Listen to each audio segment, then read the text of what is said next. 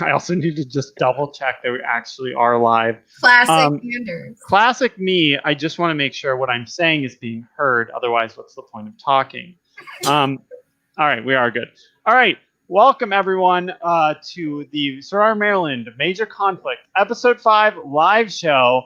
I've got some wonderful guests this week, including the returning beautiful host, Jackerin. Jackerin, how are you? Oh, I'm great. Thank you so much for the delightful introduction. Of course. Aaron, if you didn't know, was just on Survivor Michigan, which had its finale last week. If you're like me and you want to rewatch it all right now and get those feelings again about all the great characters, you should do that. And their inexplicable hatred for Aaron. Now, I have legitimate hatred for her, but that's for a different reason. They just hate her. Okay, we're going to move on. Jacq D, please introduce yourself to the people who don't know you yet. Hey everyone, I'm Jacq or Jacq D for this episode, and I am a future Survivor Maryland player and a future Survivor Maryland host. You might have seen some of my players attempt to play our Generations at Core game with fundraiser earlier this summer. But yeah, I look forward to getting to know our community a lot better. Yeah, Jack's players all did really well. All of them made merge, and they were all great. But you know, we love our two-time winner. Jacq L, hello. Please introduce yourself. Hello, I'm Jacq L. I have zero affiliation to Survivor Maryland or College Survivor as a whole, but luckily Anders was nice enough to let me come along this little shindig anyways. Thanks for having me, Anders. You're welcome. I love to include eye candy, so I had to include you. No, I'm kidding. So before we get started, this is a question posed in the episode. What have you all had for breakfast? Aaron, what did you have for breakfast? Oh, great question. I didn't get out of bed until about 11:45 today, so I guess my breakfast was the chicken teriyaki burger I had from Red Robin. Jacq D, what did you have for breakfast? I had some Greek yogurt with granola. Jacq L, what did you have for breakfast? I'm so happy Aaron said that because I feel a lot better about waking up at 11:30 and getting pizza before I went to work at 12. So I also had lunch for breakfast, I guess. Well, I'm going to have Aaron.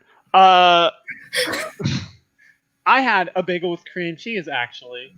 Me and Morgan were twins. Can't you see the resemblance? So let's talk about this episode. We will have the recently departed King join us as soon as he does. Apparently, he's still watching the episode. I'm sure it's hard for him, but at least he's doing it. But let's talk about this episode. Obviously, it's so sad to see the villain go home, but I'm glad our hero, Doug, is still around. Aaron, what are your thoughts just straight off the bat? That I don't understand in what scenario Doug thinks he's the hero. Like, the hero is never the one on top. Like, if you're on top, you are the villain. The underdog cannot be the villain. I'm sorry, like, that just does not tend to be how that works. So the fact that Doug was like, I mean, we all know who's the hero here and who's the villain. It's like, yeah, we do, and it's not you. But you know what? Good for Doug for thinking that. And I get it because, like, everybody does love Doug, but, like, he was so mean. Like, when him and Sadie had that confessional where they're just like, yeah, we hate Eric. I was like, what is Wait, speaking of the devil, hello. Oh, my gosh. Hi, King. Eric, before we get started, I have to ask this question. What did you have for breakfast? Let's see. My sleep schedule is messed up, so I had like a McDouble and the McChicken and a large fry. So all of you are basically the same person.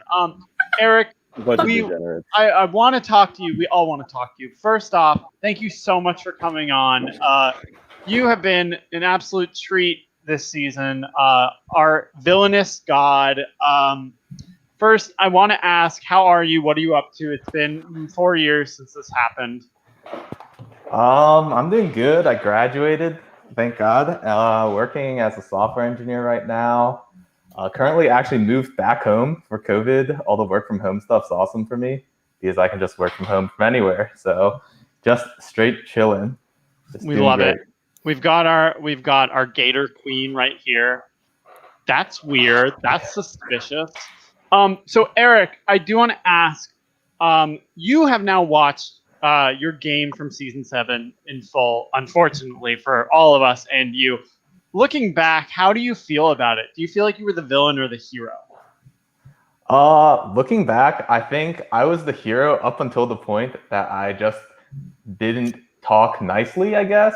But to be fair, I think it's the first time anyone ever took, at least in Survivor UMD history, that anyone ever took what someone said from Tribal Council as a reason, like, oh man, this is like this is like why this person isn't like good. So I thought like for Tribals, I could just say whatever I want. Everyone would be like, whatever, everyone's bullshitting this anyways because they know who they're voting for, and then they're fine. But clearly I was wrong.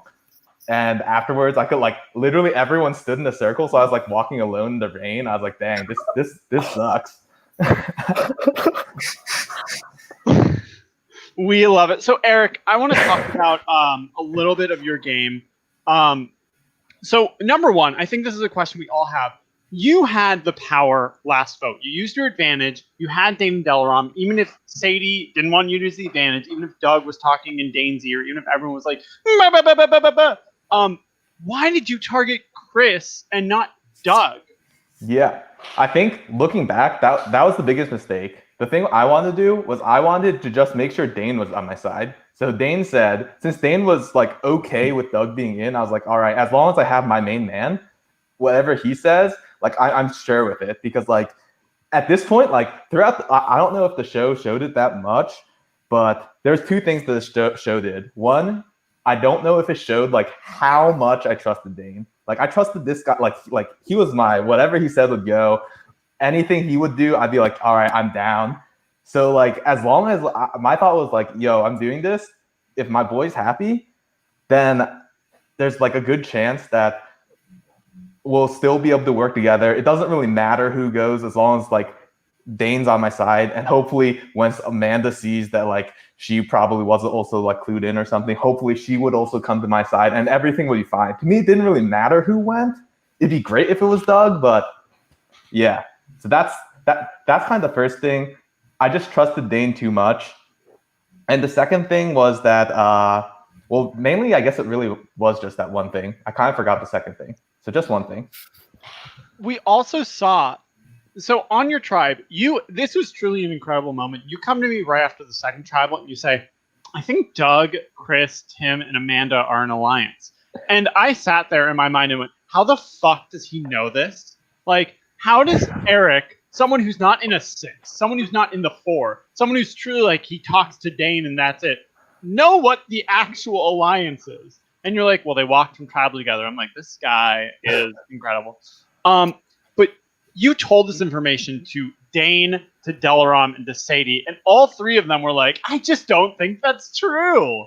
How do you feel about that decision? Do you feel like you gave too much information to Sadie and Dane? Do you feel like you were right in doing so? What would you change if you could go back?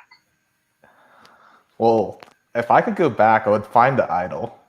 And I think that would have really helped my game. But to be honest, I think it was kind of doomed. It was just doomed because of like who I am and where and like how I act. I think like I did like the only thing I could have done was like it'd be so hard to like convince people that they're not at the top of their secret alliance, because like Sadie's okay with me telling them that they're in alliance without her because she's in an alliance with them too. So the only thing I could do is like I don't like somehow get them to backstab each other, which I don't think I have the power to. To be honest, I think it was doomed. The only thing I could have done was in that tribal, I could have shut up and just let it happen. And then hopefully Dane would still be on my side. But I think even then it's still sus. Like, I don't think there was much I could do. Maybe I'm wrong, though. I'm probably wrong. I mean, it's truly incredible. Every single interaction you went to, you were like, this is what's happening. This is the alliances. This is what I have. And they went, I don't know if I trust Eric. And they're like, but I really trust Doug. And it's like, but why? Yeah, I guess I could have drew it out. Like, I could have mapped it out. Like, look, these 8 people really trust Doug a lot. You're one of these 8 people, and do you really want to just be one of these 8 people? Because soon you like won't be part of those people. I guess that's all. I could have laid it out. I didn't draw it out. I didn't actually like. Maybe some people are visual learners. I could have like laid it out visually, but verbally, I tried.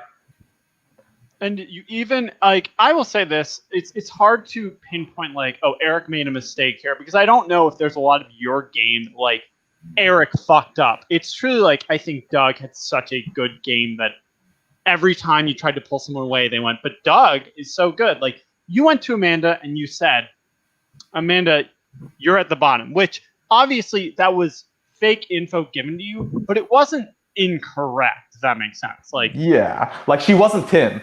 If you're not Tim, you're at the bottom of Doug and Tim. fully. So, yeah. But she said, but why would my alliance tell you something they wouldn't tell me? But to be fair, it's like everyone else you told still went back to Doug. Even this also bothers me when like even Dane was like, I don't know if I trust Eric, and I'm like, you trust your 6 more than Eric? Okay, bud. But do you guys have any questions for Eric? Because I do have a couple more. Yeah, I want to know, like, when in this episode, like, Dane was really mad at you, and he was like, like, Eric wants to be a dictator, and like, I'm just his pawn, and like, it seemed like a very personal move for Dane to get you out. Like, what was your reaction to seeing how he personally felt during that whole process? I was actually super surprised. Like, the main reason I was so aggressive during that tribal was I was not sure if Amanda was going to vote with me. And I really wanted to get through, like, yo, Amanda, please just do this. I'm like saying all these things that I don't have to, just so I can guarantee that, like, come on, Amanda, just vote with me here. Because she was the one person who I was like the most suspect who would vote.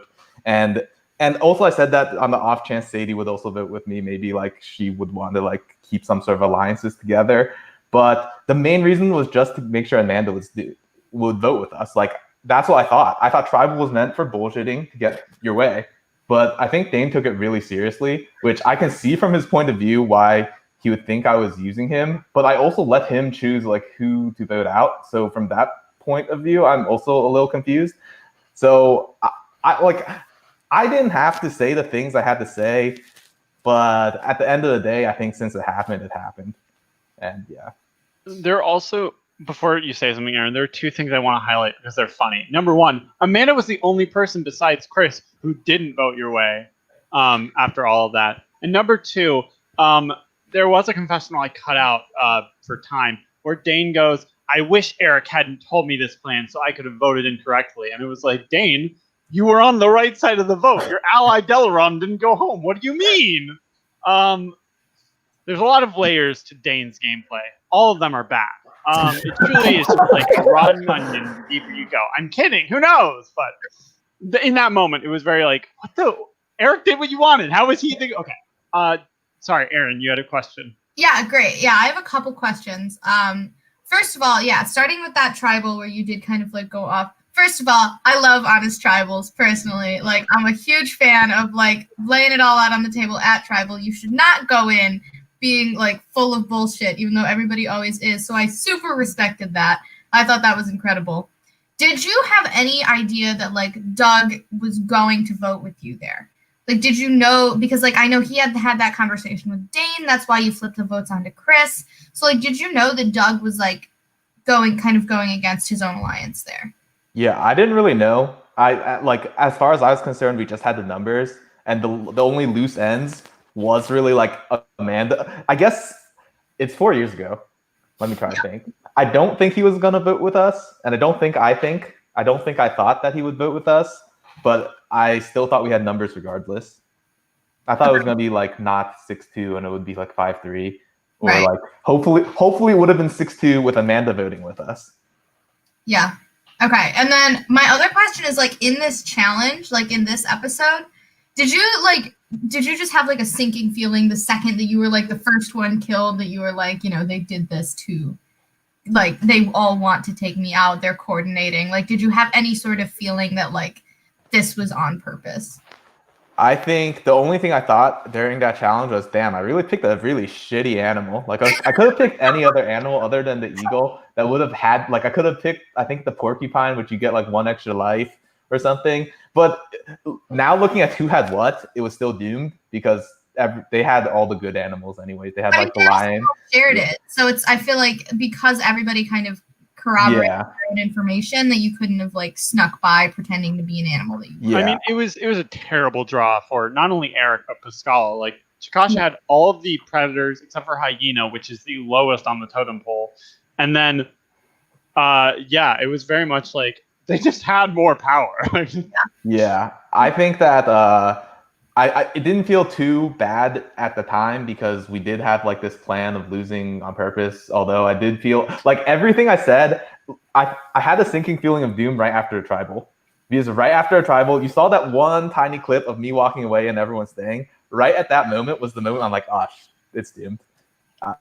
It was at that moment I felt shitty. I think I took the bus back to my my apartment, and there was another crew member, Daniela, and I was talking to her. I was like, "Yeah, this really feels like shit." Like so much, just like right after that, I was like, "Oh man, things are bad." Like I even went to talk to Doug. That's how bad it got. You saw it. I was like, I talked to Doug. Like that's how bad. I was like, "Oh man, I'm really trying to just like work with whatever I have, but it's doomed."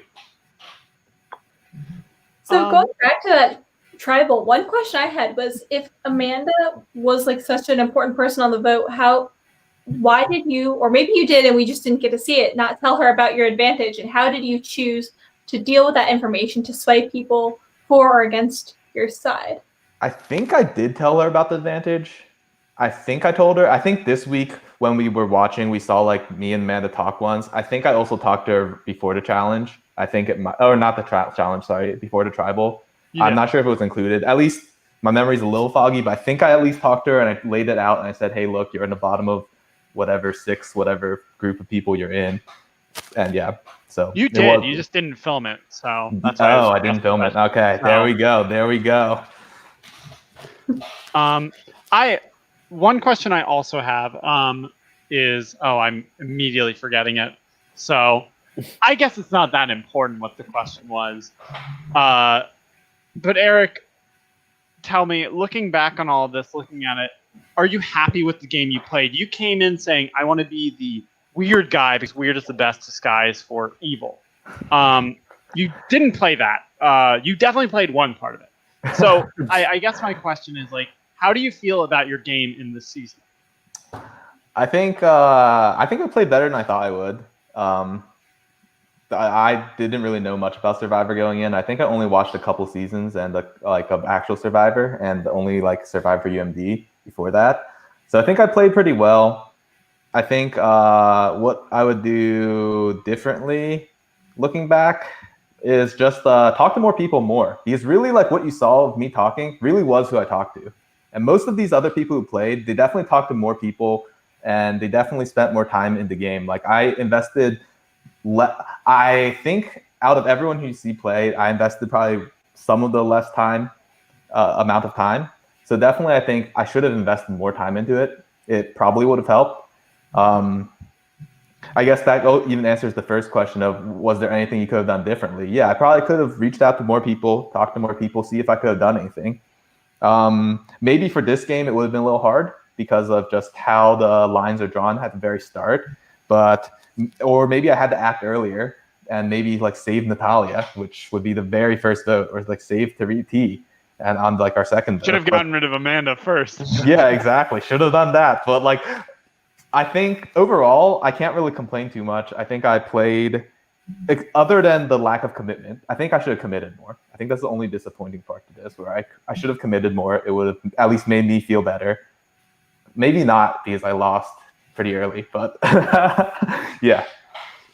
Well, Eric, I do want to say it was truly... Oh, actually, I remember my question. You guys are going to this mixed tribal, and you have Abby and Angie, who are not from your tribe, who are on the bottom of this, even if you're the supposed target. And I remember you said you maybe wanted to do something, and the most you did was create a group chat, let's not get voted out. Why didn't you meet with them or try to really push something on there? Because they didn't really have any allegiances to Sadie in that group. Like, yeah, Liam and Delaram were like pushing stuff, but that wasn't, that's other people doing work for them. That's not them doing it. Yeah, so Abby ghosted me. Like, I also like individually messaged her, so she like ghosted the heck out of me. So that was like not a thread to happen. I also did talk to Angie. I probably forgot to film it because it was just like a phone call. And and during that phone call, like I dropped everything. I gave her like all my idol clues, and she gave me some fake idol clues back. And I went like looking for those fake idol clues because I couldn't find like our actual idol. So I did try. Again, from the dedication, maybe I could have like found out where they lived and knocked on their door, but that would have been weird. That would have been, I think, like out of book even for like, yeah, that'd be out of book even for me. Text Delaram. She knows where Abby lives. That's true. Yeah, I probably could have done that. But yeah. I think I tried, but it goes back to the dedication thing. Should have put more time into it. Well, Eric, I just want to say, I mean, you know this. Losing you this season was one of the most heartbreaking things to happen. I was a huge Eric fan and so happy to have you on the season. Maybe we'll see you in the future. I can't say. But an absolute star for sure. And I mean, you came into the season being over the top and you left over the top. And I can't thank you enough for really, really giving me all the clips I needed to say. Look at STEM. Look how different they are. No, an absolute king. But, Angie here.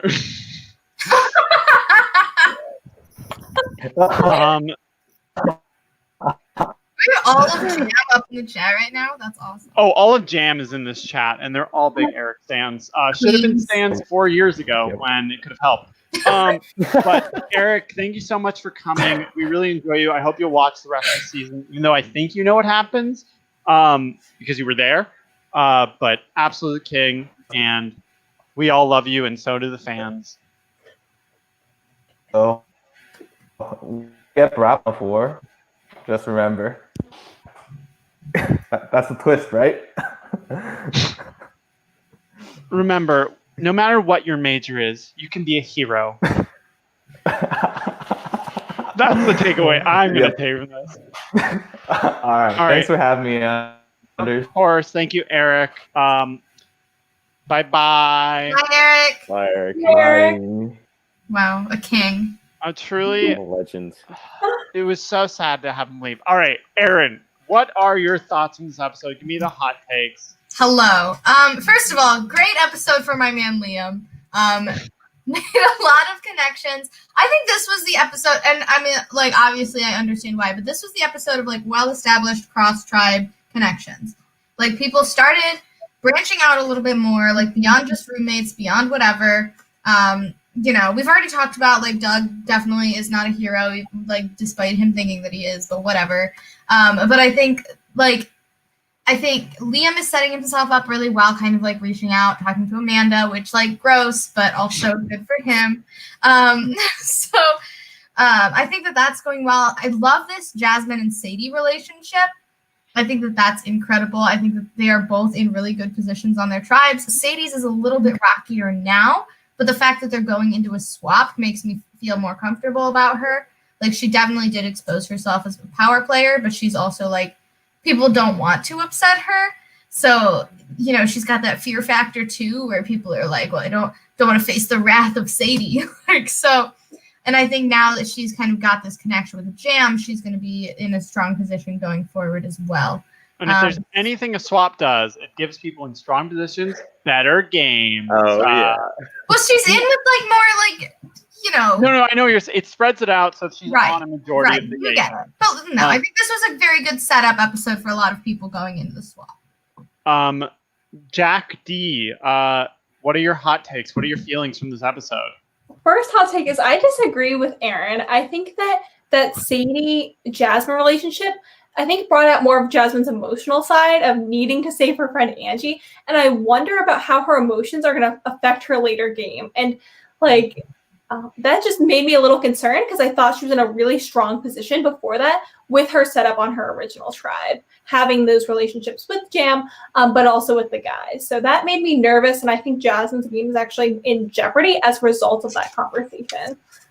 Another hot take is I know there are a lot of Amanda haters out there, but I think Amanda showed her intelligence in this episode and her perception of different things happening in the game.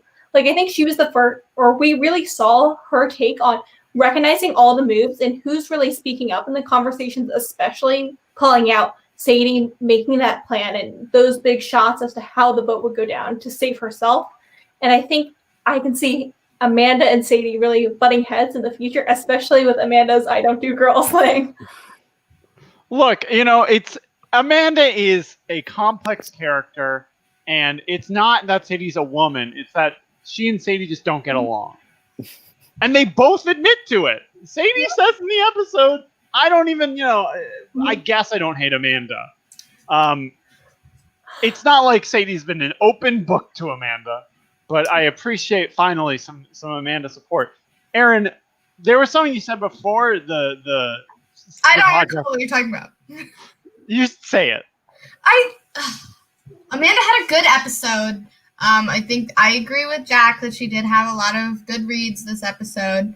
I don't know. I don't necessarily agree that I do think they're gonna butt heads, but I don't think that Amanda has enough agency to do anything about it. Like, she is not as well established as Sadie is. She's not as confident, I feel, in a lot of her relationships and a lot of her moves. I don't know who she feels good about other than Doug, because we even know that she doesn't like Tim, or that she doesn't like anybody else. So I don't think that she is necessarily going to be able to do anything about it. So I do still feel like Sadie is in a very much stronger position there. But I concede, Amanda had a good episode, whatever. Jack L, hot takes, thoughts from the episode. Hot takes. Santi is going to have a downfall. I don't know how soon, but this was the beginning of it, because he just ran train all over the entire food chain challenge. And I don't remember who exactly. I know people were picking up on it, and people were like, well, Santi's just doing this and calling the shots and everything. He organized the entire path for most of his tribe to win and most of their tribe to lose, and Doug was still safe and Eric was going and Doug wants Eric out. It all ran through Santi, and people picked up on it. He's in the best position because he has control in his tribe, because he's roommates with Doug, but the downfall's coming. I don't know when it's going to be. Probably not for a while because he's good, but he's flying too close to the sun at this point.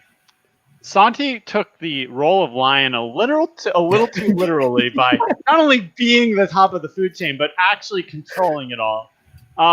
And he's the reason that both Angie and Abby had to go to tribal, putting them in horrible positions that if he didn't have Doug and he didn't have the Eric thing, could have absolutely fucked him up. So yeah, I think that was a funny moment. Let's talk a little bit about food chain, because it is probably one of the more complex challenges. So I want to give a shout out. Jesus Christ, I don't need emails right now. Shout out Jesus Christ. Shout out Jesus. Hey, thank you for Survivor. But shout out to Sam Loveridge of Endure. Chris LeCompte played an online reality game where they did food chain, and I thought it was the most interesting game in the world, and I said, let's do it for Survivor Maryland. Little did I know, so complicated and so hard to present in an interesting way. Who would have thought that a logic puzzle with different win conditions and roles, over a dozen, would be hard to present? But I will say it was interesting because it's a different kind of challenge. To give you a better explanation of it, in case you were confused, basically everyone has a unique animal that has a different win condition. Most of them boil down to you need to survive. And if it's not you need to survive, it's someone else needs to survive for you to win. And what makes it more complicated is certain people have the ability to kill other people based on the food chain. So a lion can kill anyone below, the crocodile can kill anyone below, eagle, and then hyena, and then prey. They all have special characteristics. So obviously going into this, there's a lot of different moving parts. We did give them a practice round, but it is definitely a complicated game, and I hope it was at least somewhat watchable. I've never watched The Genius. Austin has. He helped with the editing of that because no idea what The Genius even looks like. But Aaron, looking at this challenge, what do you think is the best role to have? And I mean, looking at this challenge, who do you think? Do you think the Pascala strategy was the right thing to do? How would you have played it? Yeah, honestly. So first of all, I loved this challenge. I thought it was amazing. My mom also loved this challenge. She wanted me to tell you. But yeah, loved the challenge. And I think that the strategy of like losing on purpose is a great one if you are down in numbers. Because obviously everyone's going to want to look out for themselves. They don't want to go to tribal if that's an option to not go to tribal. So stacking the people going to tribal and making sure that your tribe is going to be safe going in is so smart. It's so genius.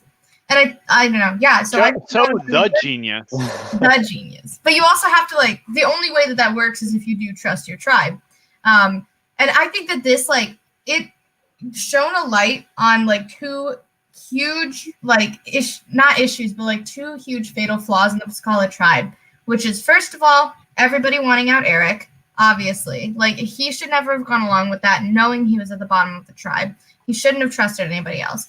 And also, Doug only looking out for himself, which, like, we saw in the previous episode of him saying, like, well, I wouldn't go to rocks, but, like, you guys would go to rocks for me, right?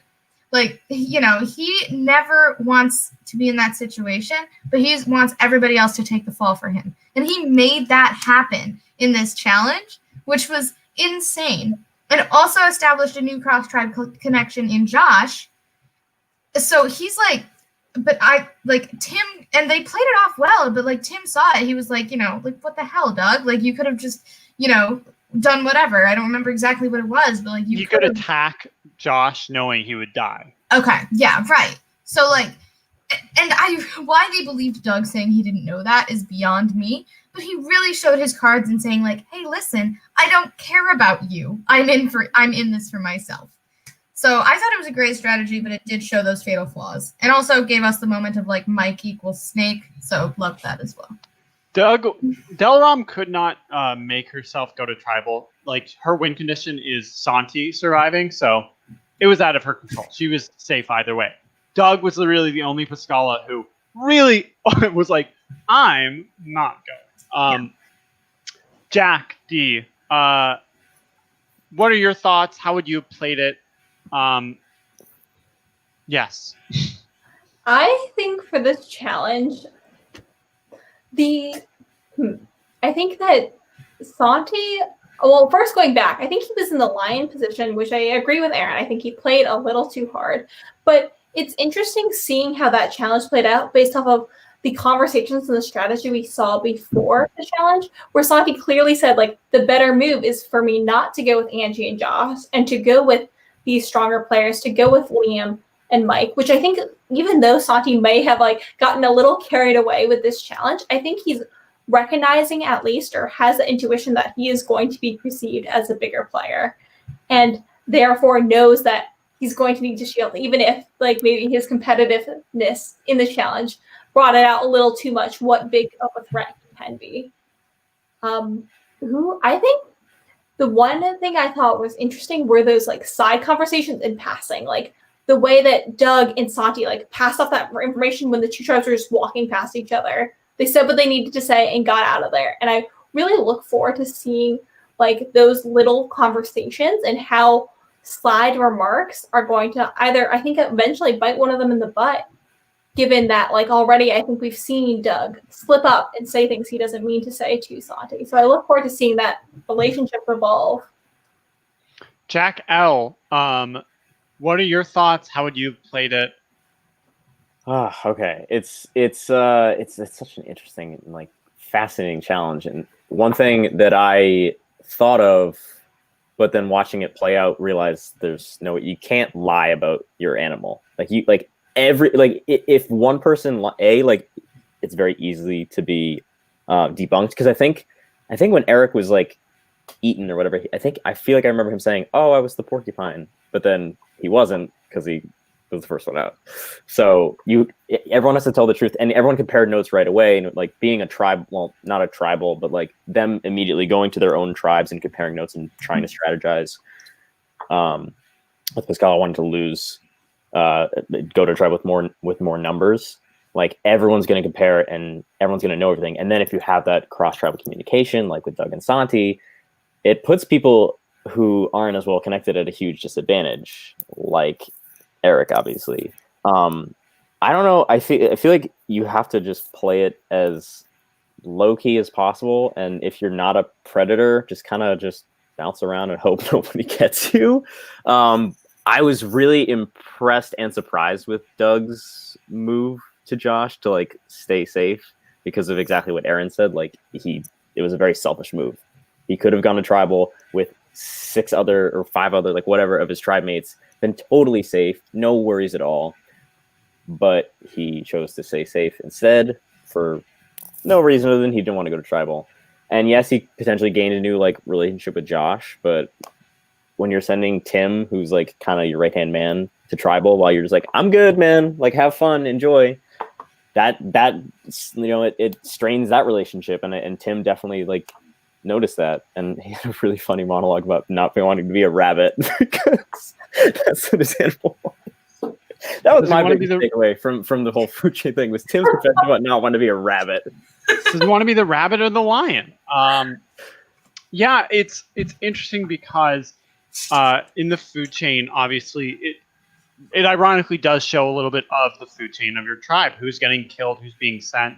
Like you saw Josh kill Liam, which he didn't need to do. The eagle can literally just stay in the sky and kill the other birds who have to show up.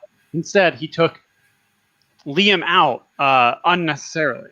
Is that a warning of something to come? Is it just ignorance? But yeah, it's also funny because Doug was pushing like, I want Eric out, and then doesn't want to go to this tribal. Doesn't want to have any part of it himself. He's like, No. This is what I want, but you guys are going to take care of it, not me. I'm good. Hey, get Eric out. Yeah, he knew everyone was just gonna do what he wanted anyway, like whether he was there or not. I mean, it happens, right? Like everyone did his bidding anyway. He was still in the room for strategy talks too, so he clearly has his sources of information. Yeah. One other thing too, like about the challenge that's interesting is like, because when you brought up like Josh killing Liam, like just because you kill someone, like they still can be safe. Like Liam, obviously his win condition, like he got to be immune. So like that's another interesting thing too, is like people might be upset that, you know, you kill them or whatever, but like the win conditions are so separate and not just completely dependent on survival, that like there are ways that you can lose at first and then end up winning later by like the end of the challenge. Like Amanda could have killed someone, but she knew she would only be safe if Santi died, so she really didn't do anything. Which meant she starved, but it doesn't really matter. Also, a fun fact about this challenge is I don't think there's a limit to how many people you can kill in one round. So Morgan could have killed Amanda as well, but I think it was also like unnecessary to do that. But I do want to give a shout out to Morgan for giving truly one of the most iconic quotes in this episode. Just first of all, saying, "And here comes lunch," and then as they're walking up and then going, "What do you guys have for breakfast?" Huh? Oh, well, I'm going to have you. Killing Sadie and then just standing there in silence with Amanda, turning and going, "I had a bagel with cream cheese." No laugh, nothing from Amanda. It's true. Like Morgan is, what I love about Morgan is it's like a, almost like a quiet, funny comment. Like she's not going to be the loud Eric. She's not going to be a loud Mike. She's just like, she will say something and it's funny. And she's not even going to tribal, but truly one of the shining stars of this episode. So let's talk about relationships that were established more in this episode. Liam and Jasmine, friends or more? Who knows? How do we feel about that? Liam telling Jasmine his advantage, them solidifying something we've known about since episode 1. We also see both of them reaching out to the other tribe to protect Angie and that business alliance. Where do we see that heading with the... Oh, here's... That's how I was going to choose. They both said nothing. But what do we feel about that alliance? What do we feel about that relationship, especially going into a swap? To be honest, I can go first. I think it was a mistake. I think Liam is really going to overexpose himself, and I think by telling more and more people more and more information, people he already has the trust of, it's gonna bite him in the butt one way or another. I can foresee him in the future getting caught in some kind of cross lies, and big Liam fan, but I'm worried for him. I do appreciate that there's some sort of foil coming together for the strong guys, you know, Mike and Santi and Liam, right? He's with them. Yeah. Like, I appreciate that he is overexposing himself, but like for Team TV's sake, like there's something else on that tribe to counter if they ever. Obviously, they won't with a swap now, but maybe they'll come in down the line with different storylines. But at least there's something else forming there because it was getting a little bit boring. Just having that one group of guys, just kind of. We hate when men have power. Oh, so sick of it. But no, I don't know. I thought it was good. I thought it was a fine move. I think that he was really establishing that connection even further. Like, yeah, she did already trust him, but like, I think he could kind of see with that business alliance where it was like he was brought into a 3 that already existed. And so I don't know that, like, I'm sure that he didn't necessarily know that, but something in the back of his mind was probably like, I'm at the bottom here. I need to make sure that this connection I have with Jasmine is established and that we are the 2 instead of her being with the 3. And like, he wants, like, he even said it, like, he was like, I want so badly to like have that person that I trust 100%. Like, this is what I want to do. This is how I want to play this game, is with me and another person. And so if you have that person, you kind of have to like tell them everything and like put your heart on your sleeve and lay that all out on the table to let that happen. Or like, as he would put it, he describes himself as a bridge builder. So I guess he was like, restructuring that bridge, or like really reinforcing it. That's the word. Thank you. Reinforcing it. Yes. So I thought it was a fine move. I honestly don't, like, Jasmine might tell Jam, but I don't see that. Like, they probably know at this point anyway, considering Eric used his steal a vote, and I'm sure that got around. So like, it's gonna happen anyway. I don't think Doug has mentioned it to anyone except for Santi. Oops. Oh, did I say that? What a moment. I do want to also talk about Aaron. We saw Josh content. He was here in this episode. Was it him chasing the groundhog before the challenge? Okay. That's he did chase the groundhog, but also he had a little eagle moment where there were 2 moments where he didn't know Dane's name. He called him Daniel. And Delaram didn't know his name and called him Joe. What does it say about either of them? Who knows? She goes, "Oh, Joe did that?" And people go, "Who's Joe?" What, do you have a question?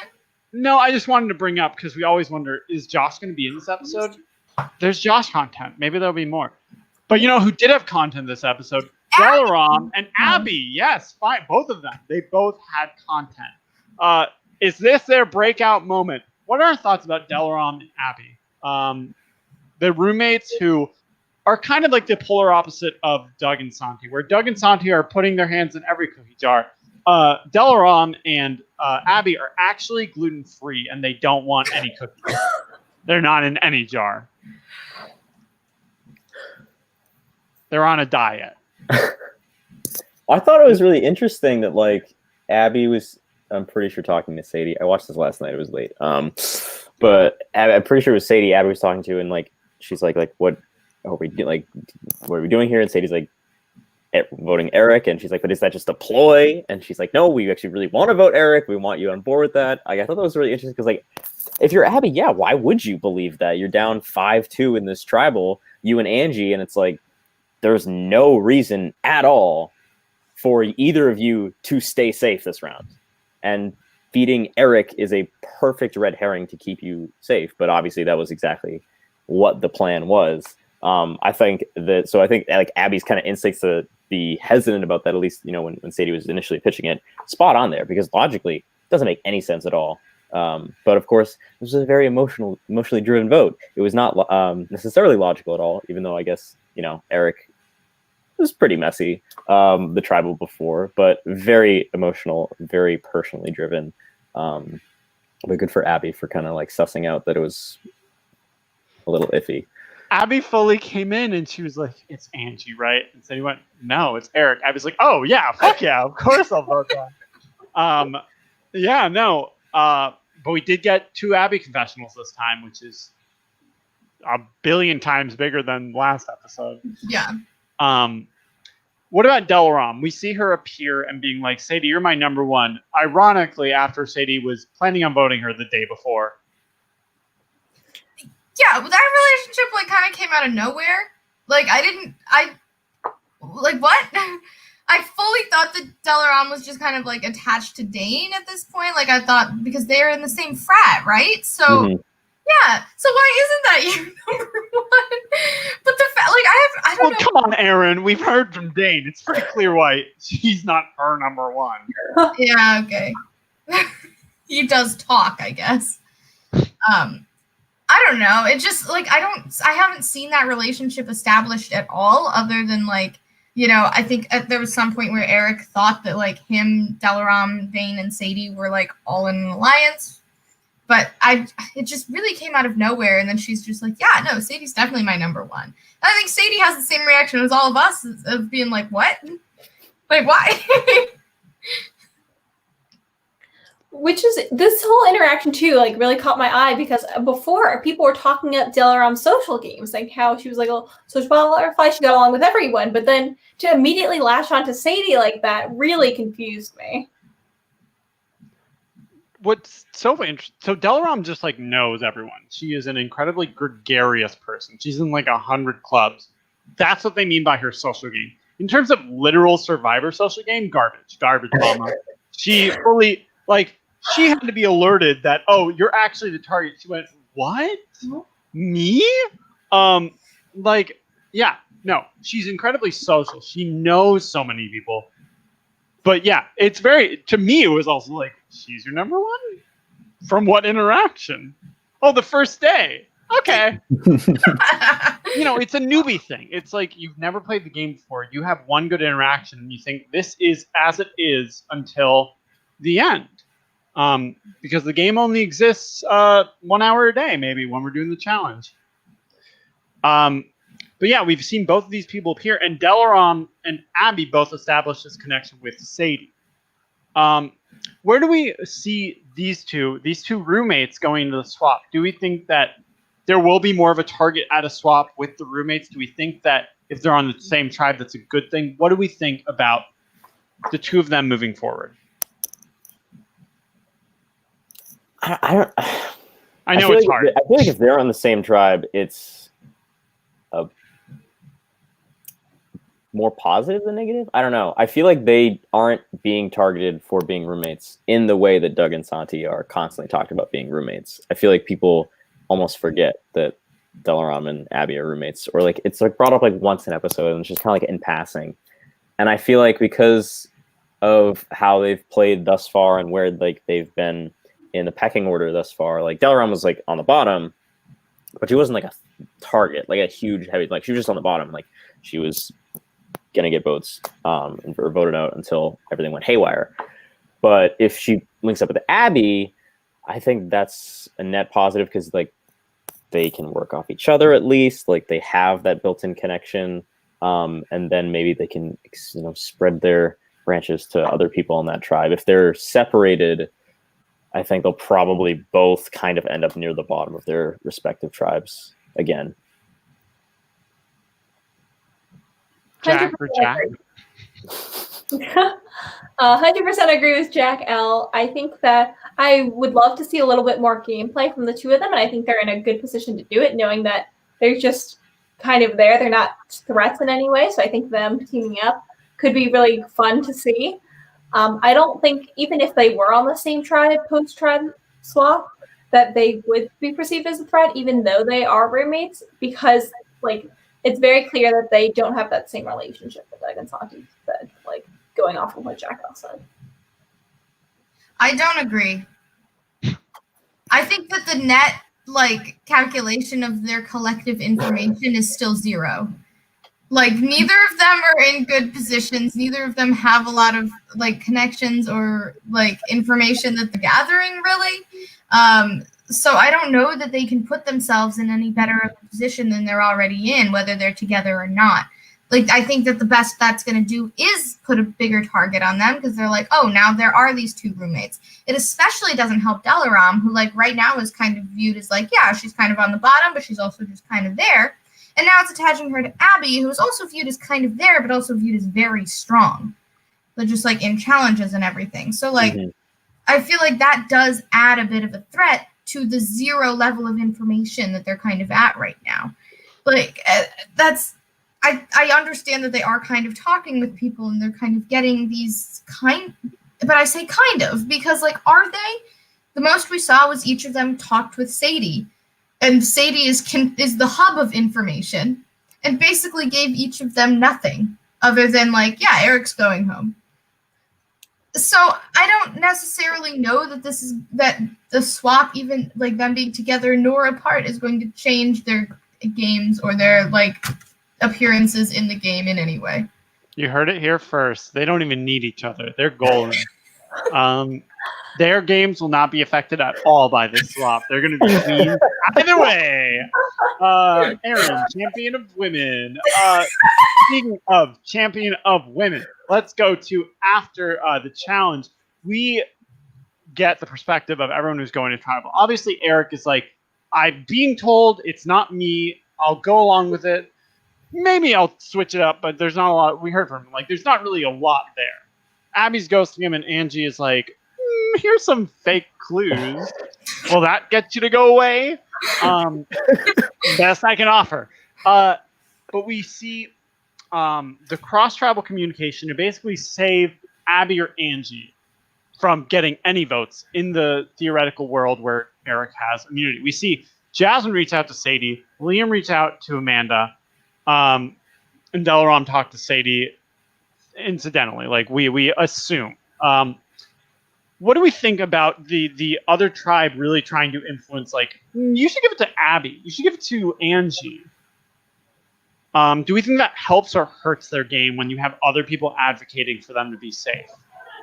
I think it hurts. It only exposes your own tribe dynamics to the other tribe, which is never a good thing to do prior to a swap. Like especially coming in knowing that the other tribe has more power than your tribe does coming into this.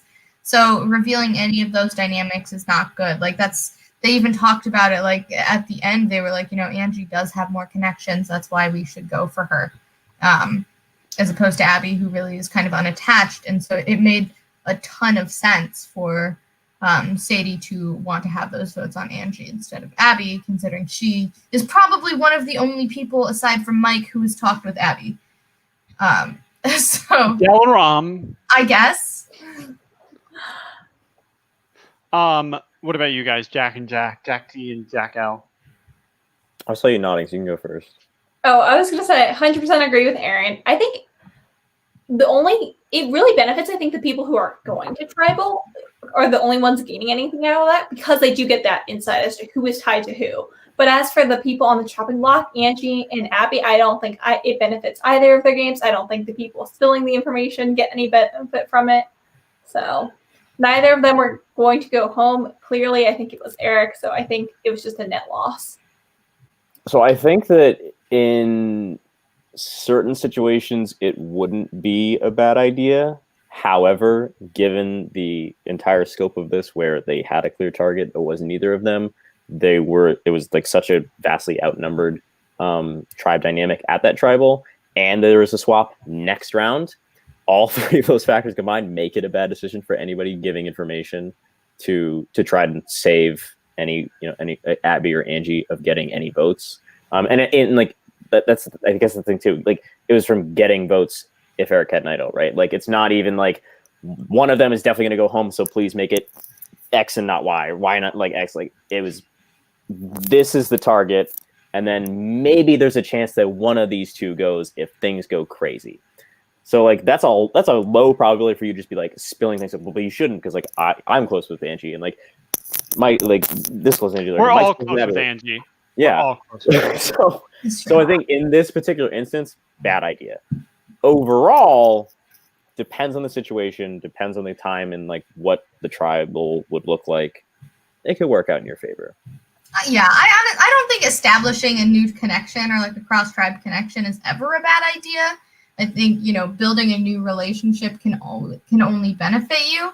But I think that, yeah, it's spilling too much information is what makes that bad, and exposing those dynamics. Like if like either of them would have just gone into a conversation like the Jasmine and Sadie meeting or the Liam and Amanda meeting and be like, hey, like I just want to check in, like where is your head at? Like what are you guys thinking? What is your backup plan right now? I just kind of want to know, feel it out.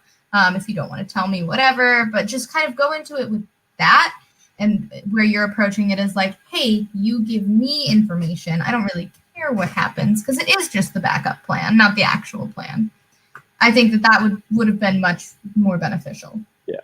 To be fair, Eric did have, I believe, 3 clues because he won the last challenge, the individual immunity. So the prospects of him having the idol specifically were higher than anyone else. So like, if I'm on Chikasha and I'm fucking golden, like we have more numbers, and they say they're going to vote out another one of their own, you know, like they said, in the off chance that it did go haywire, like it would be Abby or Angie sent home. Like in a tie, they would have one of those two go home. If I'm Liam or I'm Jasmine, like, yeah, I would prefer you just go for Abby. But I do agree with you, Aaron. I think that there's no reason to say that.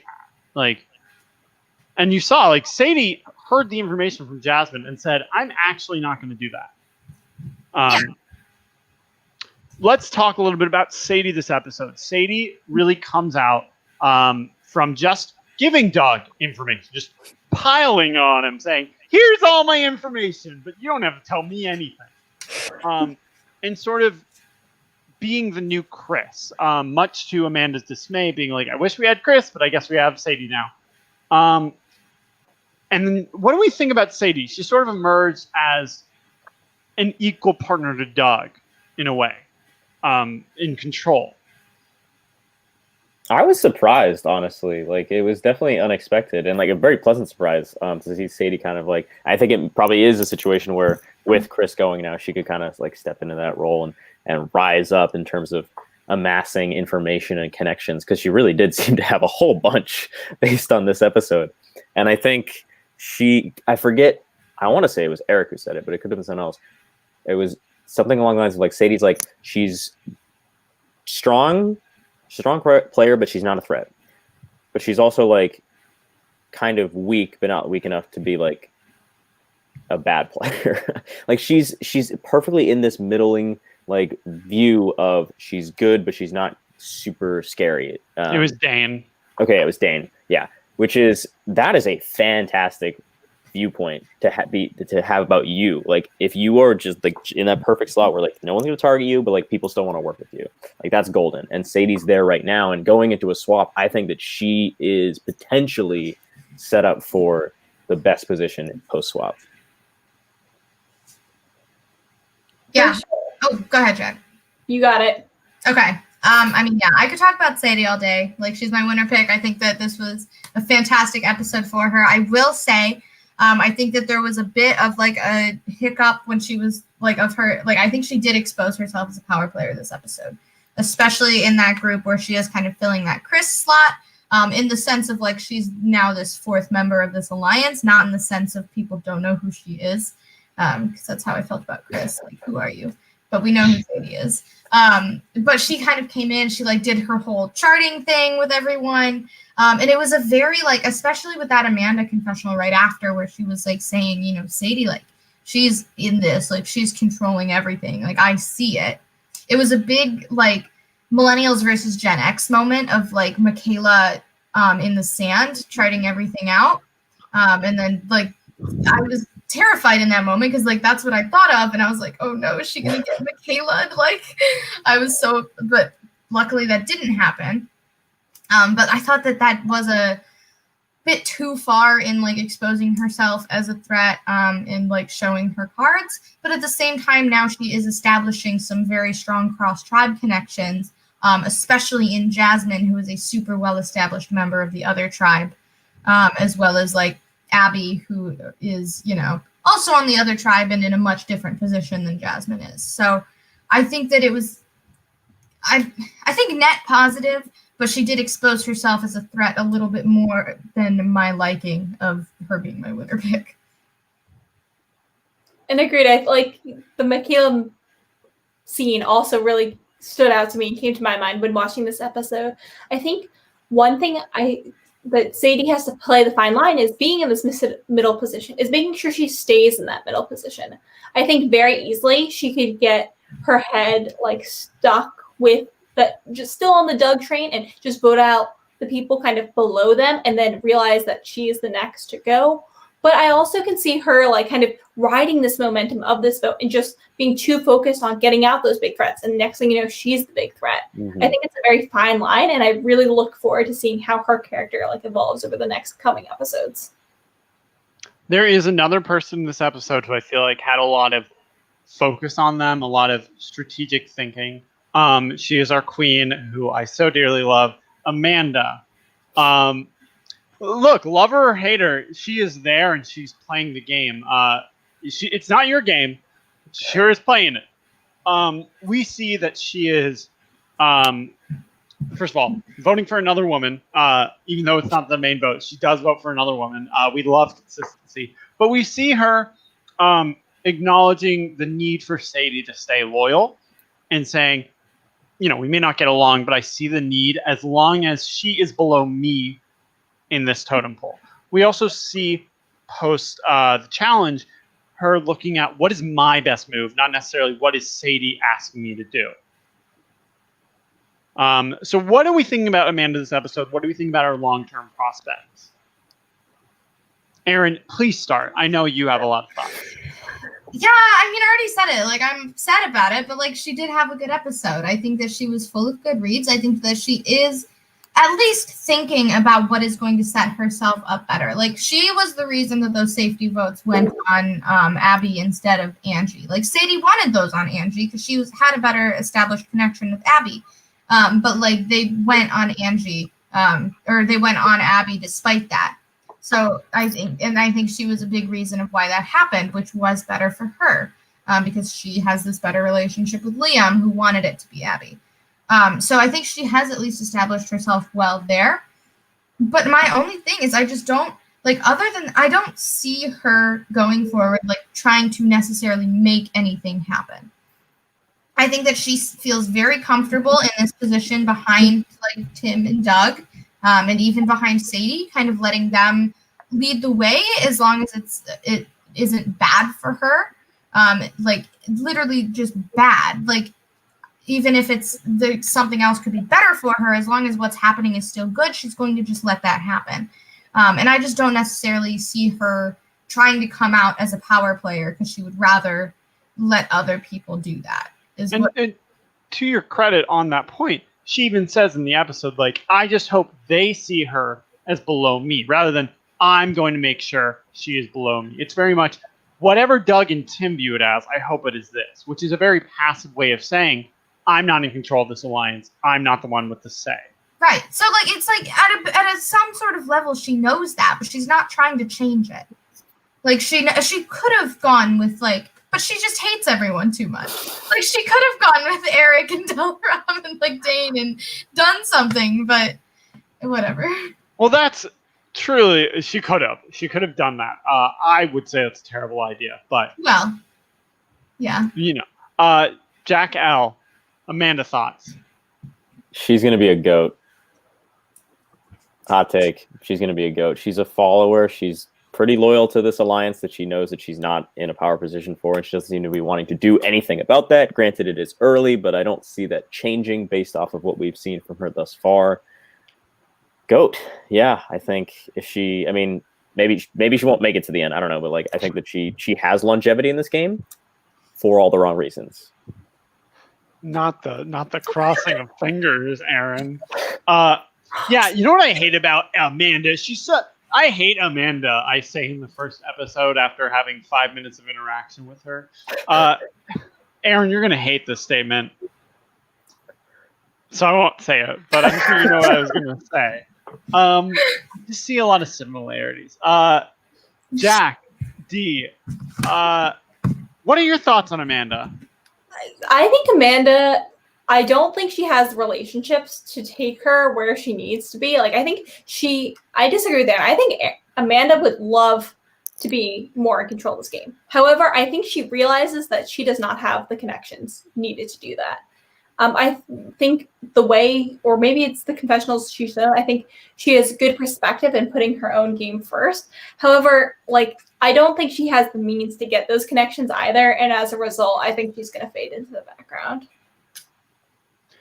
It's definitely a hard thing, but she is right now at least making that decision for herself. I will say, like Sadie said, vote for Angie. She said, I'm not doing that, regardless of how Sadie might react. They still did get Eric out. So I'm now going to pose this question. Looking at the swap, who do we think is in the most danger? Because what I like to think about swaps is that it really doesn't matter if you're at the bottom of your old tribe, because this gives you new life, new connections, and new opportunities. Even if you had very little relationships, you are a vote in a smaller tribe with a mixture of things. And if you are in Pascala, you may still hate someone in Pascala. You may have an Eric situation where, despite having fewer numbers, you don't trust this person. Or for not to go on and on, we know what a fucking swap is, but blah blah blah blah blah blah. All I'm saying is, swap can shift things, and I don't think being in a bad position in one or good in the other would premeditate the other thing. A continuation. So Jacq L, I want to hear from you first. Going into a swap, who do you think is in the most danger? Who's going to get swap fucked? Like swap fucked, like from a power position, or just like swap in general? Fucked, I think someone who I don't know what your definition of swap fucked is. Mine is starting on top and going to the bottom. No, it is it's you wouldn't be in danger on your regular tribe, like you wouldn't be the next to go, but because of the swap, you are going to go next. Okay, yeah, no, then we have the same definition. That's a good question. I think Liam could be in potential to be swap fucked here, because I think for some reason there's still residual feelings about him bringing cleats to the first immunity challenge, and he's in a pretty decent position, I think, on Shikasha, but I feel like there's definitely high potential for him to be swap fucked. I think that like he's not in the highest position. He would survive a couple tribals, no doubt, but if the numbers are not there, or even if they are there, but he's not with people that he's like super like tight with, there's definitely room for him to be swap. I put Liam first. For anyone, I don't know if like there's really anyone from Pascala per se, because I think that Doug would still somehow be able to survive any swap just because he's Doug. Doug actually will be better because of the swap. It's crazy. He just gets more power. Yeah, I guess garbage better because of the swap. I mean, he has connections through Santi, through. He seems to be connected to everyone through, like, you could do, what is it, the 7 degrees of Kevin Bacon? I feel like you could do this. I think Doug will end up on top of this swap. I will say, actually, now I'm thinking about it, I'm trying to think who has not had an on-screen conversation with Doug. Because he has had one with Josh now. He has had one with Angie in the very first episode. He had one with Santi, obviously, and Liam. Him and Mike were talking a good bit in the Him and Mike this episode, him and Abby. So that leaves Morgan, who hasn't had a conversation with him, and Liam? No, he had one, remember? Liam went on a little patrol, him and Amanda, and they both were like, I don't trust Liam. Yeah, it's Morgan and Jasmine who have not spoken to Doug yet. Which, Doug's talked to everyone in this game except for those two. How? But we'll get. Who knows? Yeah, I would agree with that statement. I don't think he would get swap fucked with that. But is there anyone Pascala who maybe could be in a position? Amanda? If she's not with Liam? Her inability, I feel like, to like really connect with people, Yeah. could bite her in the butt. Yeah. Maybe even Tim, honestly.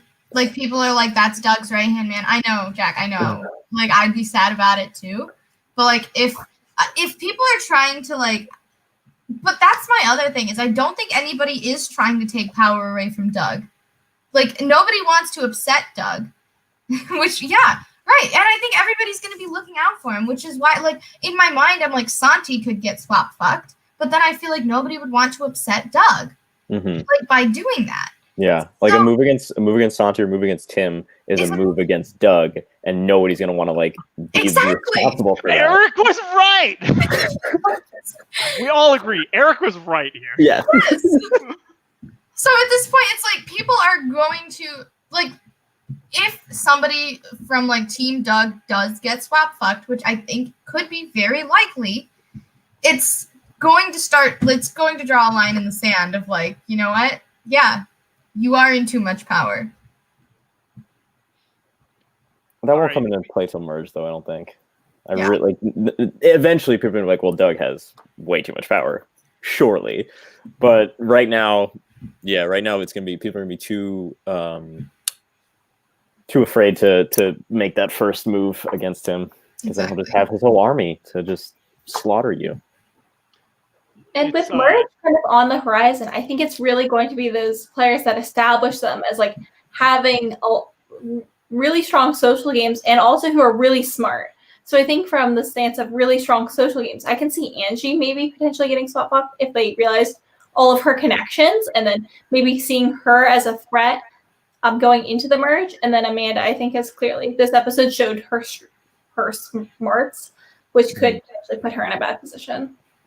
I think that the Doug point is funny it's a good point because at the swap, it is very much, it's either you're not going to go against Doug, or if you are, you have to be sure that you have the numbers come merge, because once you take a shot, you can't unring that bell. Mm-hmm. Those are two different metaphors, but you understand what I'm saying.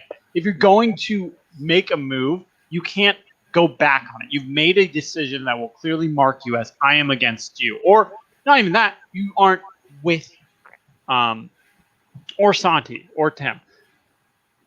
Now we know next episode is the swap, so we are going to be losing my favorite little theme to use all the time of just referencing, and I hope you like the name of the challenge, Gen Ed, because I loved it. And I will give you a spoiler here. The swap is called Major Change, because of course it is. So fitting. But I guess let's do a little bit of an in memoriam for these tribes. Pascala, the STEM tribe, do we feel like they lived up to this STEM expectation? Did we? What? I mean, let's be honest, they were a fucking hot mess. Yes. Yes, I think it was like the second live show. I was like, Pascala is just they're just a shit show. Like, I think it was that second episode. I was like, Pascala didn't make a single good decision in this entire episode as a tribe. Like, I don't know. Maybe it was just because it's not like it's a lack of like social awareness or anything that you would be like, oh, that's STEM. It's just that like I'm sorry. Okay, STEM. No, I'm sorry. I was just playing off of Anders' theme. Like, I'm sorry if anybody was offended by that. I have STEM friends. I don't. But I don't know. I just think that they tried to step over each other constantly. I think there was pretty quickly like a line drawn, despite like other than that like first couple boots, I guess. After that, there was like a clear Doug versus Eric. And so there was not really room for tribe cohesion. Whereas like, obviously Chikasha, we talked about, had this much more intricate web and a lot more, unity, as they would say, like quite the united tribe. They're a family. So I think we're going to lose, but I think that's it's not going to reverse it. Like, the unity is not going to overtake this shit show that is Piscala. It's going to be the other way around. So now we're just going to have 2 tribes that are complete shit shows, which is even more exciting to me. Yeah, Piscala very much is the engineering student with 11 projects due that just sort of, I mean, you can't even try. They're just going to be doing a lot, and they're not going to sleep. Jacq, you are an interesting combination of both STEM and humanities. So you wouldn't have worked on this season because I don't do that. You're one or the other. Fit in my box. What's your No, you're not in it. So what are your thoughts on the STEM tribe? Yeah, I think the dynamics between the 2 tribes, especially their voting patterns, was like flip-flopped in my opinion. Like when I think of the business world, I think of very cutthroat. I think of people at each other's necks doing whatever it takes to get ahead, which is actually what we kind of saw with that Eric Doug kind of head-to-head battle on the STEM tribe. And then thinking back to like, I guess my comp sci classes, I feel like STEM has more of a unity aspect to it where it's like, we all agree our classes are hard and they suck. And I think— Is that a computer science pun? Isn't What? Unity a processing? It is. Oh It's my god. for game design. Yeah. For language, or it's not really language, it's more of a system. But anywho, I think God. I feel like that aspect you would expect more with STEM, but instead we found it with the humanities and the business tribe, which I thought was like very interesting to see. Jacq L. Yeah, I mean, I guess I think it checks out that the humanities, business, like communication, whatever, you know. Shout out Josh, fellow journalism student. They were like very social. Yeah, shout out Joe. They were very social, like lots of different relationships and like groups and stuff. Whereas STEM was just Doug versus Eric. And I don't know, like I don't feel super great about making any assumptions and judgments on STEM as a major. You should. And what they're like, fun. I don't even know, like stereotypes would be. I have no idea other than like, I guess introverted, which like wasn't the case. Obviously, like you're playing Survivor, you're gonna be social. So, but they were a hot mess, and yeah, I like your comparison, Anders, when they have 11 projects to do. It's just like it's gonna be an absolute shit show getting it all done. I also want to recognize the people we've lost along the way this season. From the STEM tribe, we lost Natalia, Teresa, we lost Chris, and we lost Eric. I mean, it's truly like we lost some great characters from there. It's a moment to just think about. Yeah, STEM's been a shit show, and I do agree in a certain way. Like STEM has been chaotic in an unexpected way for sure. Like you'd think they'd be thinking through everything, but they're really like. I guess Teresa is the one we go for. And then the humanities, we lost Ivy first, then Evan. Those are the only 2.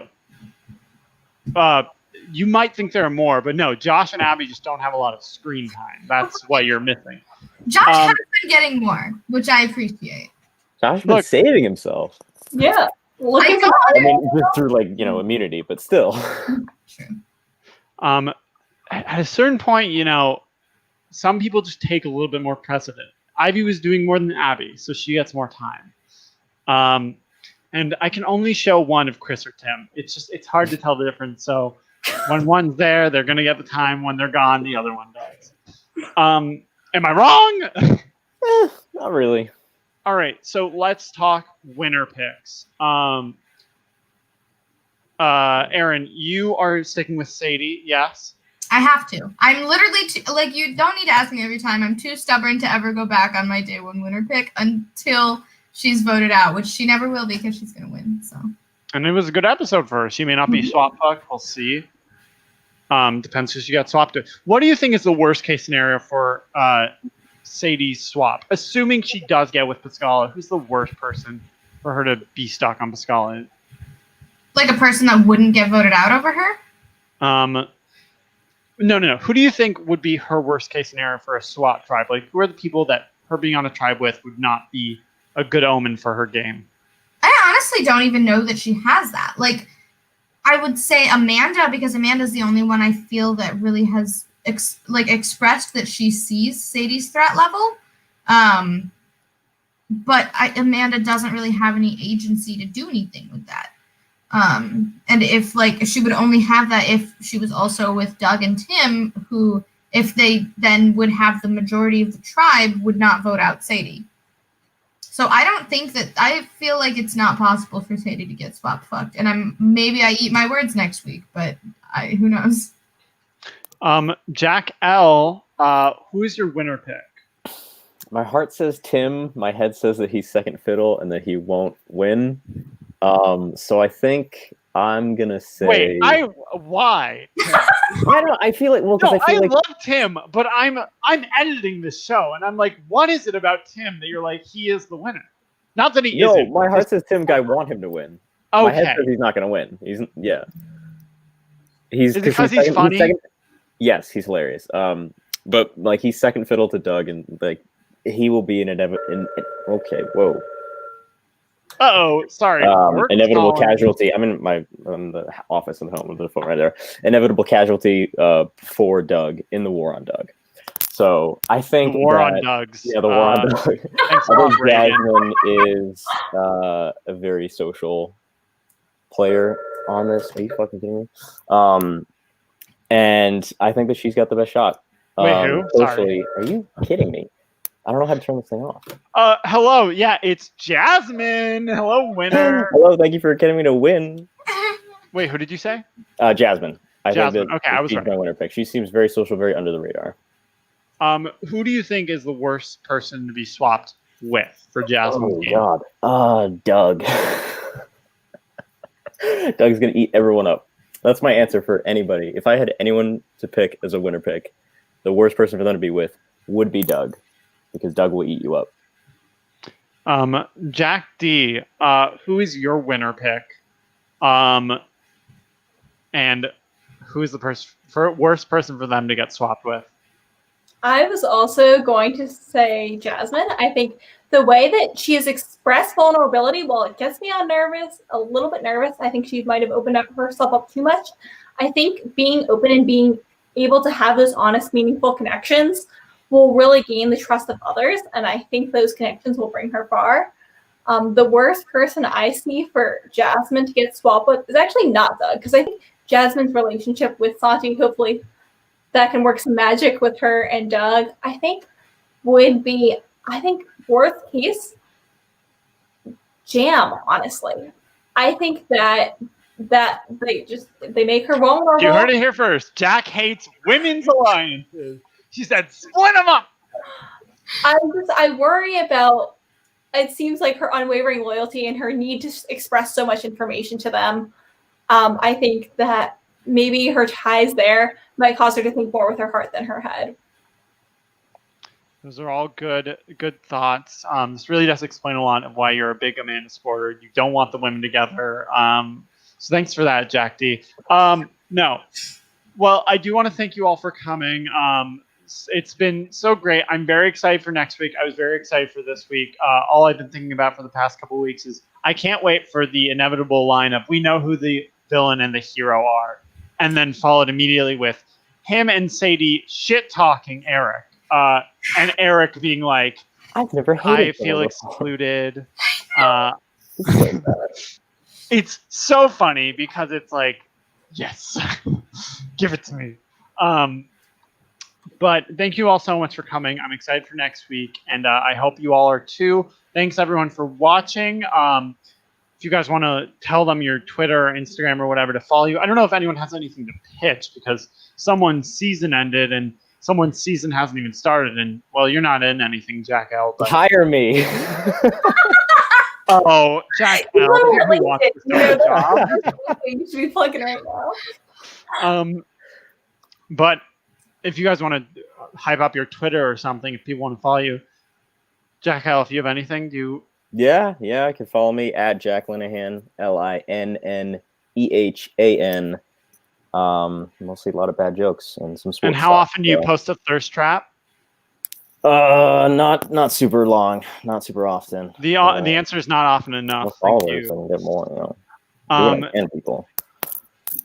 Jack D, anything that you would like to hype up?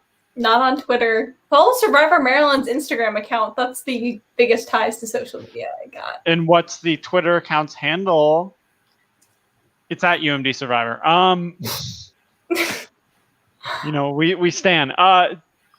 Aaron, is there anything that you'd like to hype up? And why is it the episode next week? Yeah, super excited for the episode next week. Yeah, you can follow me on Twitter. I'm eSikrey, SICKREY. It's mostly Survivor Michigan right now, because that did just end, as well as I don't know, whatever Democratic news is happening. But also go binge Survivor Michigan, because now season 3 is all out on YouTube. You can watch my story, so go do that. It's all about me. I'm the only person in the season. Finally. And maybe you'll see me soon talking about that season. Maybe. How much I love Aaron. Yes. I'm not going to go into it, and I won't. But I do like Aaron, and I hate so many people. It's incredible how quickly you can watch 2 episodes and be like, fuck these people. Why is I don't know if people feel this about watching Survivor Maryland. Why are these people so mean? Like... It's not like a common thing. It was definitely Michigan's season 3. Like Doug is mean. Doug and Sadie are mean in this episode, but I don't think they start every episode with Eric's a piece of shit. I'm gonna push him down the stairs. Yeah. Anyways, have you ever played Survivor if you didn't get a death threat at least once an episode? At least once. For no reason. Anyways, thank you all so much for watching. Episode 6 coming out next week. Who will get swap fucked? Someone will. It's going to be incredible, and I'm so excited because I'm going to tell you this. Every episode will be horrible for you. You will either really hate it or really love it. There will be no in between. You will not go, thank God. I really did wanted all of these people to be saved. But thank you all so much. Maybe next we'll have a very, very special guest, but we'll have to see. All right. Good night, everyone.